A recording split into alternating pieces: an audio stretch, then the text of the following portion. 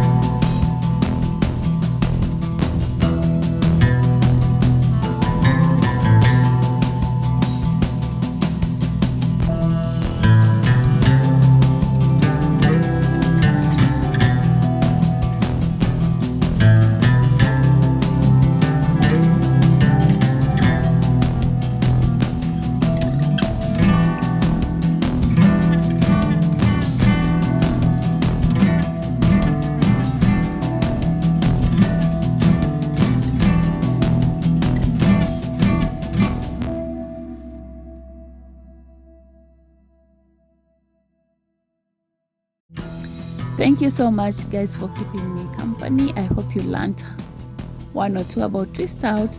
So here is the outcome and I love it so much. As you can see, it's well organized, it's well arranged. Yeah, the box came out perfectly. So I'll see you on the next video. If you're new here, kindly subscribe, like, share, hit on the notification button guys. You don't want to miss on this and more. Thank you. Bye bye.